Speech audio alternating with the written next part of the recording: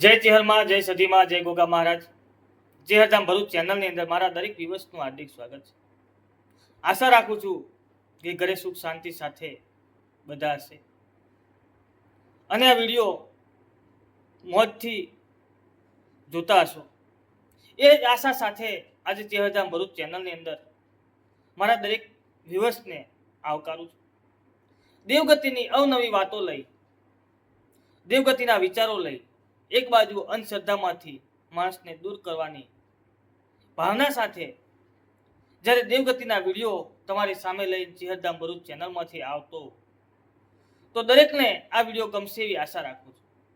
આજનો મારો વિષય છે ગુસ્સો, અશાંતિ, રાત્રે અડધી રાતે ઊંઘમાંથી જાગી જવું એટલે કે ઊંઘ ઉડી જવી અને મગજના વિચારો. શું દેવદુખ હોઈ શકે? શું કોઈ માતાની તકલીફ હોઈ શકે? શું કોઈ પ્રેતની તકલીફ હોઈ શકે? આ વિષય પર આજે જ્યારે વિડીયો બનાવવા જઈ રહ્યો છું અને જ્યારે આ વિષય પર ચર્ચા કરવા જઈ રહ્યો છું, બહુ સરસ મજાનો વિષય છે કે આગળ જેમ વાત કરી, માણસ આજે કટોકટીના યુગની અંદર હરણફાળ ભળી રહ્યો છે. પોતે એક પરિસ્થિતિ એવી નિર્માણ કરે છે કે પોતાના વિચારો બીજાના વિચારો સાથે સરખાવવાની કોશિશ કરે છે. પોતાનું લેવલ બીજાના લેવલ સાથે જીવવાની કોશિશ કરે છે. ત્યારે કંઈક ને કંઈક આવી પરિસ્થિતિ સર્જાતી હોય છે. પોતે જાતે માણસ આવી પરિસ્થિતિને આમંત્રણ આપે છે એવું કહીએ તોય ખોટું નથી. ઘણી વખત માણસ પોતે જાતે આવા દુઃખોને પોતાના આંગણે આમંત્રણ આપતો હોય છે. આજનો સમય, આજનો આધુનિક યુગ, જ્યારે આજની સદી, જે આ સદીની અંદર માણસ જીવી રહ્યો છે, પોતાના ખર્ચા ઓનલાઈન અને ઓફલાઈન એટલા વધી ગયા છે જેની આપણે કલ્પના ના કરી શકીએ. એટલે કે આમ જોવા જઈએ તો પોતાની પગ કરતા ચાદર ટૂંકી પડે છે અને ચાદર કરતા પગ બહાર જતા રહે છે. એટલે આવી પરિસ્થિતિની અંદર માણસ ડૂબતો જાય, અંતે પોતે દેવાની અંદર ઘૂસી જાય છે અને દેવામાં એટલો ડૂબી જાય છે કે જે પોતે કલ્પના પણ ના કરી હોય. આજનો વિષય અને વિષયને ધ્યાન રાખીને જ્યારે મારે ચેહરધામ ભરૂચમાંથી વિડીયો લઈને આવવું હોય, જે નવા છે ચેનલને શેર કરજો, સબસ્ક્રાઈબર કરજો, જેથી મારા લક્ષ્ય સુધી હું પહોંચી શકું. જે 1 લાખ સબસ્ક્રાઈબરનું મારું લક્ષ્ય છે, મને મદદ કરજો. એટલે પોતે કંઈક આ પરિસ્થિતિને પોતાની તરફ નિર્માણ કરે છે અને ભૂંડનો ટોપલો દેવના માથે ધરે છે કે પોતાની કુળદેવી કંઈ કરતી નથી, પોતાની માતા કંઈ કરતી નથી, અમારે બહુ તકલીફો છે, ભુવાજી અમે બધી બાજુથી હારી ગયા, થાકી ગયા છે, હવે કોઈ રસ્તો મળતો નથી. પહેલી વાત, ખરેખર જેને પોતાની ચાદર કરતા પગ લાંબા ના કર્યા હોય,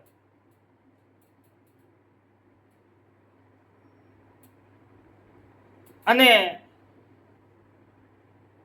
જેણે બીજાને જોઈને પોતાનું સ્ટેટસ તૈયાર ના કર્યું હોય અને પોતે સામાન્ય જિંદગી જીવતો હોય, છતાં પણ જો આ તકલીફ કોઈને હોય તો એના માટે આ વિડીયો છે. જે કંઈક આ પરિસ્થિતિ નિર્માણ થઈ છે એની અંદર પોતાનો કોઈ શોખ મોજ ના હોય, કોઈ મોજ શોખ ના કર્યા હોય, પોતે પોતાનું લેવલ ના બદલ્યું હોય, પોતે ગણતરીબદ્ધ જીવનમાં ચાલ્યો હોય, તેમ છતાં જો આ પરિસ્થિતિ નિર્માણ થતી હોય તો એમાં 100% કંઈક ને કંઈક દેવગતિની વાત અને કંઈક ને કંઈક દેવની તકલીફ હોઈ શકે છે. બાકી જેમ આગળ વાત કરી તેમ પોતાનું સ્ટેટસ જાળવવા માટે, બીજાનું જોઈ અને પોતાનું સ્ટેટસ એ લેવલમાં કામ કરવા માટે જો પોતે આડાવાળા ખર્ચા કર્યા હોય અને દિવસે દિવસે દીવાન ડૂબી જાય. દેવું એક એવી વસ્તુ છે સાહેબ કે માણસને 5 વર્ષ સુધી તો ખબર જ નથી પડતી કે પોતે દેવામાં ડૂબી ગયો છે. આજનો આધુનિક યુગ, આજે જ્યાં જુઓ ત્યાં ઓનલાઈન સટ્ટા જુગાર જેવી વસ્તુઓ આજે બેફામ બની રહી છે, જ્યાં સરકારનો પણ કંટ્રોલ નથી. એટલે ઘણી વાર છાસવારે સાંભળવા મળે છે, સમાચારમાં જોવા મળે છે કે ફલાણો વ્યક્તિ આટલું દેવું થયું, આપઘાત કરીને મરી ગયો. સાહેબ, જુગાર ની અંદર કોઈ જીત્યો નથી અને કોઈ જીતશે નહીં, ના ભૂતો ના ભવિષ્ય. અને જુગારને જીતવા માટે એક જ રસ્તો કે જુગાર ના રમે તો જ એ જુગારને જીતી શકે, બાકી એના સિવાય કોઈ દિવસ કોઈ જીત્યું નથી. ઇતિહાસ સાક્ષી છે, કૌરવો હોય પાંડવો હોય, ઇતિહાસ સાક્ષી છે. રાજા હરિશ્ચંદ્ર હોય, ઇતિહાસ સાક્ષી છે કે જે જુગારમાં ચોપટમાં રમ્યા છે, છેલ્લે અંતે નાશ જ થયો છે. કોઈ દિવસ કોઈ કરોડપતિ બન્યો નથી, બનવાનો નથી. પણ માણસ કંઈક ને કંઈક શોર્ટકટ રસ્તો અપનાવી પોતાને રાતોરાત કરોડપતિ થઈ જવું છે.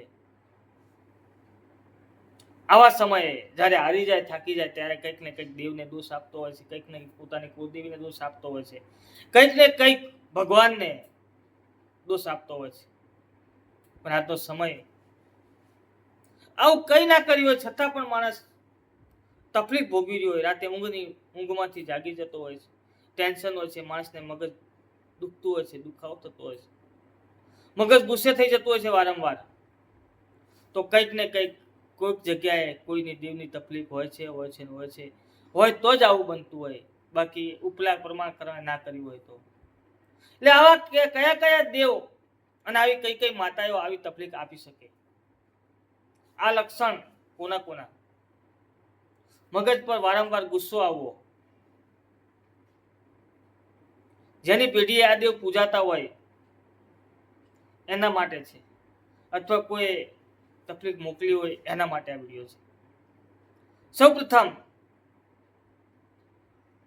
જે કાલીનો ઉપાસક છે, જેનું રુદ્ર સ્વરૂપ, એના માટે મગજ 100% ગરમ રહે છે 24 કલાક. બીજી બાજુ અખત ઝોપડી ને પૂજતો હોય અથવા અખત જાંબડીનું દુઃખ હોય તો એને માથામાં દુખાવો, કમરનો દુખાવો, પગનો દુખાવો, અડધી રાત્રે 12 વાગ્યા પછી ઊંઘ ઉડી જવી, આવી ઘટના અખત ઝોપડીની અંદર બનતી હોય છે. બીજી બાજુ અઢિયા કર્યો વીર, બેફામ ના પીતો હોય, જિંદગીમાં દારૂ પીતો માણસ થઈ જાય. જો એની તકલીફ હોય તો ના બોલવાના શબ્દો બોલે, અપશબ્દનો ઉપયોગ કરતો થઈ જાય, એનો વ્યવહાર, એની સભ્યતા એ ખોઈ બેસે, પછી એને પાછળથી પસ્તાવો થાય કે આવા શબ્દો માં નતા બોલવાના. 5 અકડીઓ વીર હોય, અઢિયા કર્યો હોય, કોઈ મૂકેલો હોય, ત્યારે આવી તકલીફ થતી હોય છે. બીજી બાજુ કોઈ બાઈક કુંવાસી, એનું મગજ ફેલ થઈ જતું હોય, ગાંડા કાઢતી હોય, કંઈક ને કંઈક સધી સિગોતરની તકલીફ હોય, પહેરવાના માથે ઓઢાડી દે તો સધી સિગોતર ઓઢાડે. બીજી બાજુ સંધ્યા ટાઈમ થાય અને જેમ જેમ અજવાળું પતિ અને અંધારિયાનો ટાઈમ શરૂ થાય તેમ તેમ ઘરમાં દુઃખ અને રાત્રિના સમયે દુઃખ ઊભું થતું હોય, તો કંઈક ને કંઈક કોઈ બાળ સિગોતર હોય તો આવી તકલીફ થતી હોય છે. અથવા કોઈ પ્રેત, કોઈ આત્મા ઘરે ભટકતી હોય તો આવી તકલીફ થાય છે. ઘણીવાર માણસનું મન એક જગ્યાએ ના ચોટતું હોય, સતત માણસ મગજના વિચારો ડિપ્રેશનમાં જતો રહે, ત્યાં સુધી કોઈનું મગજ કામ ના કરતું હોય તો 100% કંઈક ને કંઈક મસાણી મેળડી, મસાણી સિકોતર અથવા કોઈ મેલી વિદ્યાનો પ્રભાવ એની પર કામ કરતો હોય છે. જ્યારે આવી ઘટનાઓ બનતી હોય છે. પણ 100% લોકોને જ આ વસ્તુ બનતી હોય છે, બાકી 95% તો પોતે નોતરેલું દુઃખ હોય છે. 95% કે પોતે પોતાની ઓકાત કરતા વધારે ખર્ચો કરી નાખ્યો હોય, પોતાની આવડત કરતા હોશિયારી કરતા વધારે મોટું પાથરીને બેઠા હોય, જ્યારે કોઈના ફોન ના ઉપાડાતા હોય, જ્યારે કોઈ જવાબ ના આપી શકતા, કંઈક ને કંઈક ત્યારે પછી દેવ પાસે દોડે છે. દેવ પાસેનો રસ્તો ના મળે સાહેબ. તમે નોતર્યું છે, કદાચ કોઈને નહીં ગમે મારી વાત, પણ આ જે કંઈક નોતર્યું છે, તમે નોતર્યું છે, તમે આમંત્રણ આપ્યું છે. આવનારો સમય બહુ ભારે છે કે જેની પાસે 5 રૂપિયા હશે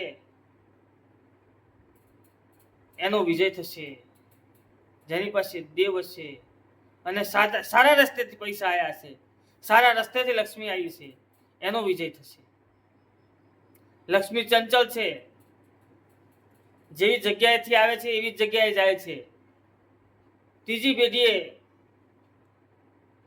કાં તો પીર પાકે, વીર પાકે, દાતાર પાકે, ઉદાર પાકે, કર્મી પાકે, અને કાં તો અકર્મી પાકે તો બધું જ મોહલો વાળી દે, પૂરું કરી નાખે. એટલે તમારી પેઢીની પુનાઈ મજબૂત હશે, પુનાઈ તરશે સાહેબ. જે લગીન પેઢીએ પુનાઈ છે ત્યાં સુધી કોઈ દુઃખ તમારા ઘરમાં નહીં વળે. અને જેવી પેઢીની પુનાઈ ખતમ થઈ એટલે બધી બાજુથી બારીએ દરવાજેથી કૂદીને અંદર આવતા રહેશે. એટલે પેઢીની પુનાઈ મજબૂત છે અને તમારું દેવ જાગતું હશે, તમારા મઢનો દીવો જાગતો હશે, તો કોઈની તાકાત નથી કે તમારા ઘરમાં તમારા ઘર સામે કાળી નજર કરી શકે. તો મારી ચેહરના જય ચેહરમાં, જય સતીમાં, જય ગોગા મહારાજ. વિડીયોને બહુ લાંબો ના બનાવતા, શોર્ટમાં વાત કરીએ. એટલે ચેનલને શેર કરતા રહેજો, સબસ્ક્રાઈબર કરતા રહેજો. આવા અવનવા વિડીયો લઈ તમારી સામે આવતો રહીશ. તો જય ચેહરમાં, જય સતીમાં, જય ગોગા મહારાજ. આજનો વિડીયો આટલો જ, અને નવી આવી દેવગતિની વાતો સાંભળવા માટે મારી ચેનલને શેર કરજો. અને વિનંતી કે જેટલા અમારો વિડીયો જોઈ રહ્યા છે, જેને સંપૂર્ણ પૂરો વિડીયો જોયો છે, એવા મારા દરેક વ્યુઅર્સને વિનંતી કે આ વિડીયો તમારા 5 ગ્રુપની અંદર શેર કરો. જય ચેહરમાં, જય ગોગા મહારાજ, જય મા સતી. માં ભગવતી રવિવાર સુધી સૌને સારી આશાથી એક સારું કામ કરી આપે એવી માં ભગવતી ચેહરને પ્રાર્થના. 5 જણને ગ્રુપમાં મૂકજો. જય ચેહરમાં, જય સતીમાં, જય ગોગા મહારાજ.